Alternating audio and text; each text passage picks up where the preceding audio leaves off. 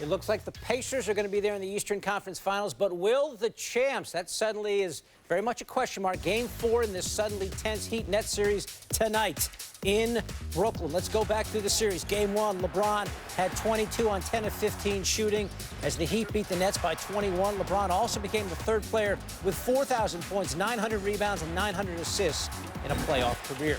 Miami also won Game 2, blew it open in the fourth, go on to win by 12. LeBron once again with 22, shot 50% from the field. But Game 3 in Brooklyn, the Nets going nuts from three-point land, hit a franchise playoff record 15 threes, won by 14, the Heat's first loss of this postseason. Here's what they're saying ahead of Game 4. You have to be able to decipher what can you do better, do harder.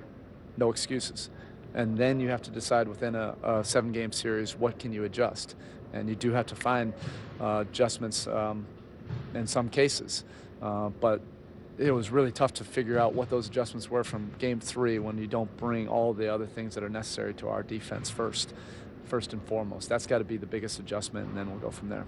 If people feel that you were dominated, then you definitely have to do something different. And I think our aggression, on offense and on defense, and just passion and intensity is going to be the key tonight. You know, we know the X's and O's are there.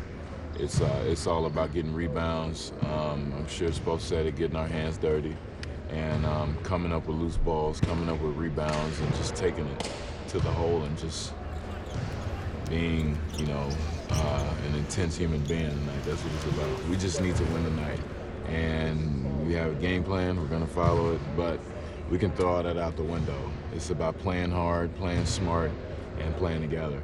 It's not often that LeBron James sets foot in a gym where he hasn't won. 0 for Brooklyn this season, once in the preseason, twice in the regular season, once in the postseason. Moments ago, James talking about his coach.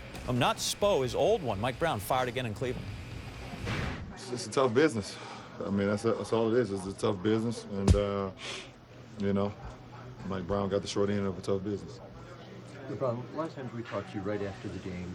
There's almost it seems like a photographic recall of what just took place in the game. I'm just curious how often those plays are going in your head within a game, and how often that helps you over the course of that game itself. It helps a lot, and I'm able to calibrate what's going on throughout the game, no matter what situation I'm in, and to know, who has it going on our team, what position to put them in, and able to, have that photographic memory to know what happened and if it'll work again.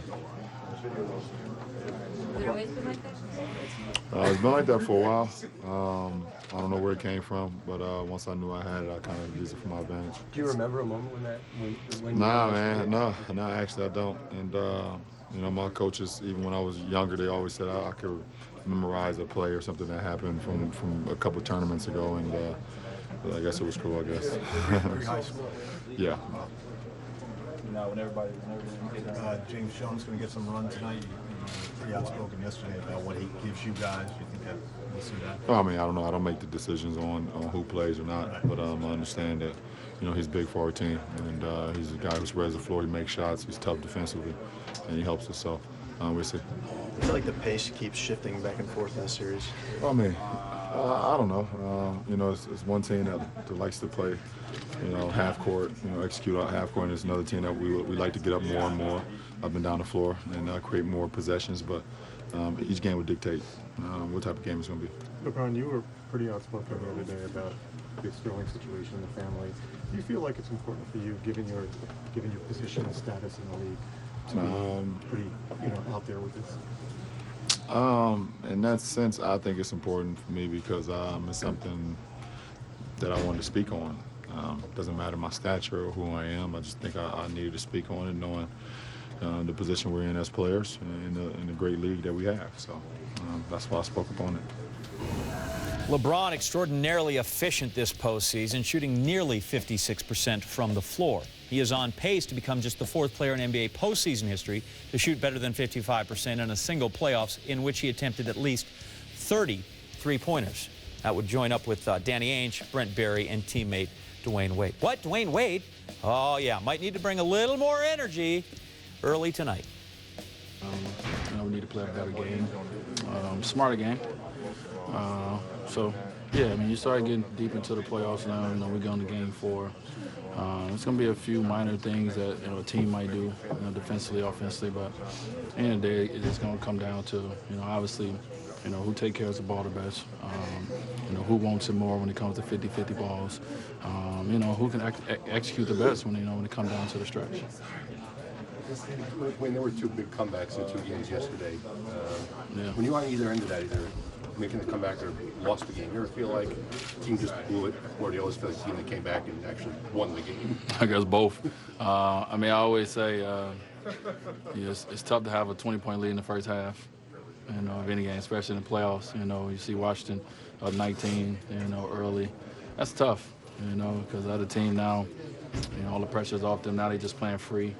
And then, anything that you do mistake-wise is magnified, when you have that lead. So, it was tough, but, it was classic games when they talk about, the will of teams, and not letting it go. So, good to watch. Dwayne, did you hurt your hand at some point in the series? Maybe. Do you know how or when it happened? Yeah, I was there. We're not going to talk about it, though. We're just going to keep moving forward. Has it affected you at all? No. Good talk. Glad we can have this talk. Yeah. Wait, when's the last time you guys played a game before this one with so much hanging in the balance? Game 7 of the finals. Serious? Yeah, I mean, we swept the first 4. Won the first 2 in Miami. So this is, to get to this point, we haven't been here since, last year. Going back to last year, where the game, meant so much, in a sense. So, dating back to last year. Did the Indiana game during the regular season approach this? No, it's playoffs. Can't compare that. Totally different. You've been through it so many times. The Bulls test something was all set. You guys listen to you know that you care about it.